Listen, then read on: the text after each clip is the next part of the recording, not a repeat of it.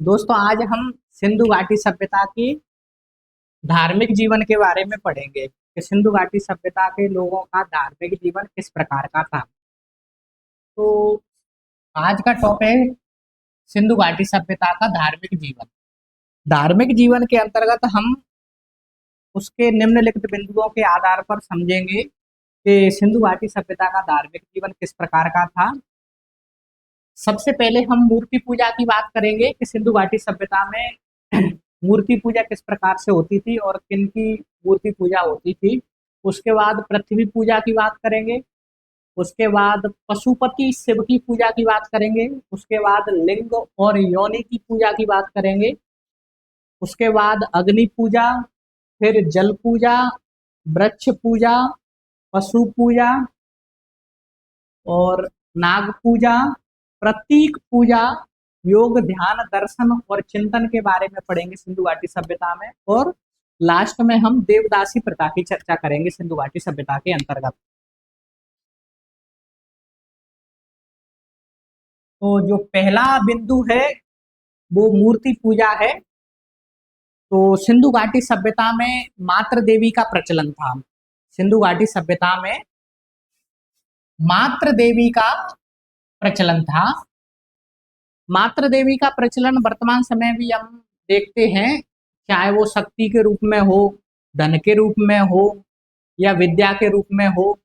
ठीक है, शक्ति के रूप में आज हम दुर्गा माता या पार्वती जी को देखते हैं, विद्या के रूप में सरस्वती जी को देखते हैं और धन के रूप में लक्ष्मी जी को देखते हैं। तो वर्तमान समय में भी मात्र देवी की उपासना की जाती है और सिंधु घाटी सभ्यता में भी मात्र देवी की उपासना की जाती थी। मात्र देवी की उपासना सिंधु घाटी सभ्यता के अंतर्गत हम किस प्रकार कह सकते हैं कि मूर्ति पूजा का प्रचलन था। तो हड़प्पा और मोहनजोदड़ो से हमें अनेक स्त्री मृण मूर्तियां प्राप्त हुई हैं। मृण मूर्तियों का अर्थ होता है मिट्टी की मूर्तियां। मृण मूर्तियों का अर्थ क्या होता है?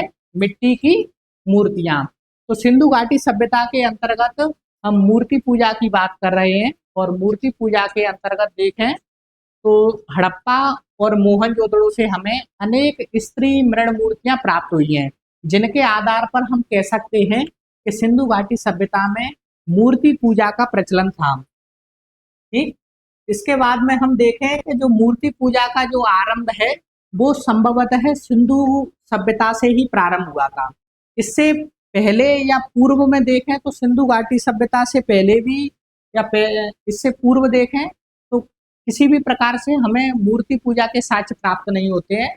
तो सर्वप्रथम मूर्ति पूजा का जो साक्ष्य है वो हमें सिंधु घाटी सभ्यता के अंतर्गत दिखाई देता है। ठीक है, तो हमने मूर्ति पूजा की बात की। इसके बाद में चर्चा करते हैं पृथ्वी पूजा की। क्या सिंधु घाटी सभ्यता में पृथ्वी पूजा का प्रचलन था? तो हम कहेंगे हाँ, सिंधु घाटी सभ्यता में पृथ्वी पूजा का प्रचलन था।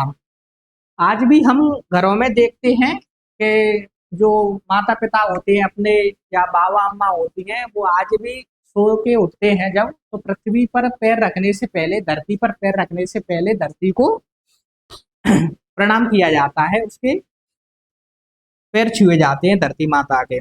उसके बाद जो है धरती पर अपने पैर रखे जाते हैं। तो पृथ्वी पूजा के अंतर्गत देखें हम तो सिंधु घाटी सभ्यता में हमें हड़प्पा से एक ऐसी मोहर प्राप्त हुई है।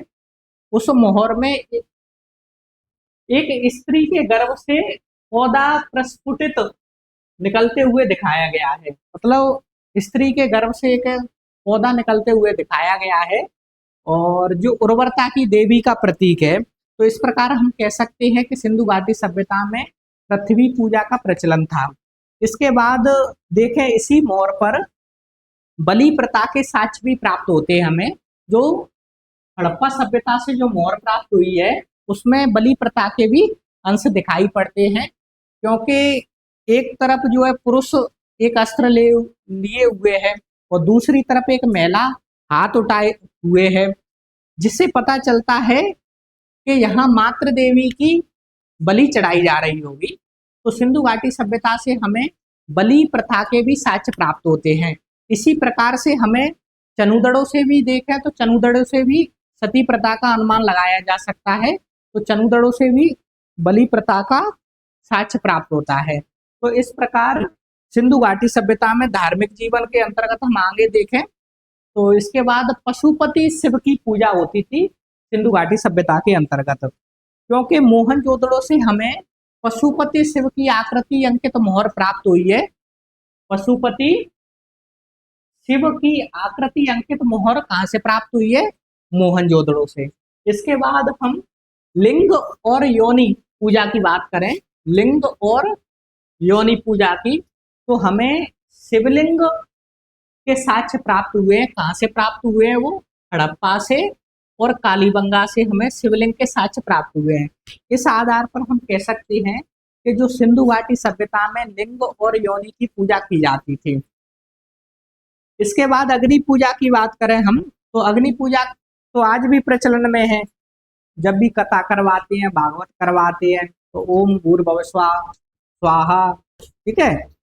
तो अग्नि पूजा के जो साक्ष्य हैं वो कालीबंगा से और लोथल से प्राप्त हुए हैं, क्योंकि कालीबंगा और लोथल से हमें अग्नि वेदिकाओं के साक्ष्य प्राप्त हुए हैं। तो हड़प्पा सभ्यता या सिंधु सभ्यता के अंतर्गत अग्नि पूजा के साक्ष्य हमें कालीबंगा और लोथल से प्राप्त हुए हैं।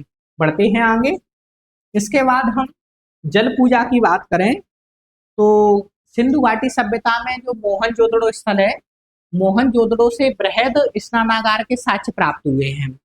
बृहद स्नानागार के वर्तमान समय भी हम देखते हैं कि जब भी हम पूजा अर्चना करने के बाद में छत पे जाते हैं, तुलसी जी को जल चढ़ाते हैं, उसके बाद जो है सूर्य नमस्कार करते हैं, सूर्य को जल चढ़ाते हैं। तो सिंधु घाटी सभ्यता के अंतर्गत जो मोहनजोदड़ो है, मोहनजोदड़ो से जो विशाल स्नानागार प्राप्त हुआ है वो धार्मिक अनुष्ठान हेतु किया जाता था। एक उदाहरण से देखें, आज भी वर्तमान समय में जो गंगा नदी है, गंगा नदी में भी सामूहिक रूप से स्नान किया जाता है, धार्मिक अनुष्ठान है वो भी एक प्रकार से। तो इस प्रकार सिंधु घाटी सभ्यता में हमें जल पूजा के प्रमाण प्राप्त होते हैं। इसके बाद में वृक्ष पूजा की बात करें तो सिंधु घाटी सभ्यता में पीपल है, वृक्ष है और बबूल है आदि के वृक्षों की पूजा की जाती थी। तो सिंधु घाटी सभ्यता के अंतर्गत पीपल है, नीम है, बबूल आदि वृक्षों की पूजा की जाती थी, क्योंकि मोहनजोदड़ो से प्राप्त एक मोहर मिली है जिस पर पीपल वृक्ष का अंकन है। और सिंधु घाटी सभ्यता में जो सबसे पूज्य वृक्ष है वो पीपल का वृक्ष है। और मोहरों में भी हमें जो सर्वाधिक अंकन मिलता है वृक्षों के अंतर्गत वो पीपल वृक्ष का मिलता है, ठीक है। तो वृक्षों में अगर देखें हम तो जो भगवान का वास होता है, देवता का वास होता है, वो पीपल वृक्ष के अंतर्गत होता है। लेकिन अपने गांव में क्या कहा जाता है कि पीपल पे भूत रहता है, पीपल वाला भूत है तो भूत वगैरह कुछ नहीं रहता है। और क्योंकि गीता में कृष्ण भगवान ने कहा है कि मैं वृक्षों में पीपल हूँ, इस प्रकार से सिंधु घाटी सभ्यता में पीपल वृक्ष, बबूल वृक्ष और नीम वृक्ष आदि की पूजा होती थी। तो इस प्रकार हम कह सकते हैं कि सिंधु घाटी सभ्यता में वृक्ष पूजा का भी प्रचलन था। इसके बाद हम पशु पूजा की बात करें तो पशुओं के अंतर्गत कुबड़ वाला सांड और एक श्रृंगी पशु आदि पशुओं की पूजा की जाती थी। और सिंधु घाटी सभ्यता का जो सबसे पूज्य पशु है वो कुबड़ वाला सांड है, जिसे नादिया भी कहते हैं हम आम बोलचाल में, नादिया।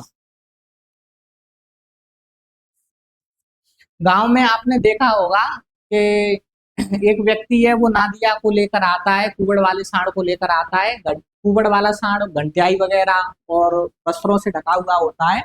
और जब भी आता है तो अपन जो है भविष्य जानने की कोशिश करते हैं कि नौकरी लगेगी कि नहीं, शादी होगी कि नहीं, ठीक है कि नहीं। शादी की बहुत चिंता रहती है लोगों को। तो पशु पूजा के अंतर्गत एक श्रृंगी पशु का भी अंकन मिलता है हमें। तो सिंधु घाटी सभ्यता से जो मोहरें प्राप्त हुई हैं उसमें पशुओं के अंतर्गत देखें तो सबसे अधिक पशुओं में एक श्रृंगी पशु की मोहर प्राप्त हुई है। बढ़ते हैं आगे। इसके बाद नाग पूजा के भी साक्ष्य प्राप्त होते हैं। नाग पूजा के साक्ष्य सिंधु घाटी सभ्यता में लोथल और मोहनजोदड़ो से प्राप्त होते हैं। नाग पूजा के साक्ष्य कहाँ से प्राप्त होते हैं? लोथल और मोहनजोदड़ो से नाग पूजा के साक्ष्य प्राप्त होते हैं। इसके बाद प्रतीक पूजा है। सिंधु घाटी सभ्यता में स्वास्तिक और चक्र की प्रतीक के रूप में पूजा की जाती थी। स्वास्तिक जानते ही होंगे, स्वास्तिक का चिन्ह किस प्रकार का बना होता है? स्वास्तिक का चिन्ह इस प्रकार का बना होता है।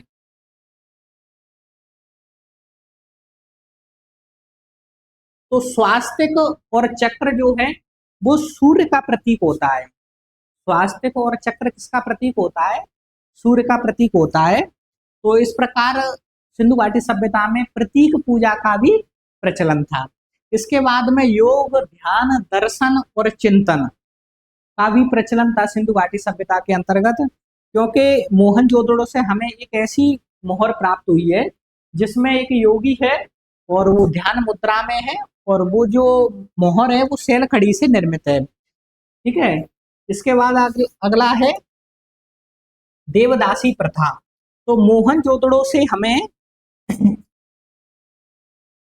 कांसे की नग्न नर्तकी की मूर्ति प्राप्त हुई है। मोहनजोदड़ो से हमें कांसे की नग्न नर्तकी की मूर्ति प्राप्त हुई है, जिससे पता चलता है कि सिंधु सभ्यता के लोगों में देवदासी प्रथा का प्रचलन था। इसके बाद में देखें तो भूत प्रेत, भक्ति और पुनर्जन्म के भी साक्ष्य प्राप्त होते हैं सिंधु घाटी सभ्यता के अंतर्गत। भूत प्रेत किस प्रकार से सिंधु घाटी सभ्यता में हम देख सकते हैं कि हड़प्पा से ताबीजों जैसी संरचना प्राप्त हुई है, जिससे अनुमान लगाया गया है कि जो सिंधु सभ्यता के लोग हैं वो धार्मिक अंधविश्वास व्यक्ति थे। हालांकि सिंधु घाटी सभ्यता के जो लोग थे वो लौकिक विषयों से ही संबंधित थे, पारलौकिक विषयों से कम संबंधित थे। और इसी प्रकार से कालीबंगा से अंत्येष्टि संस्कार की 3 विधियों के प्रमाण मिलते हैं, तो वो पुनर्जन्म को दिखाते हैं। तो पुनर्जन्म के अंतर्गत हम देखें तो कालीबंगा से अंत्येष्टि संस्कार की 3 विधियां प्राप्त होती हैं, जैसे पूर्ण समाधिकरण, आंशिक समाधिकरण और कलश समाधिकरण या दाह संस्कार के भी साक्ष्य प्राप्त होते हैं।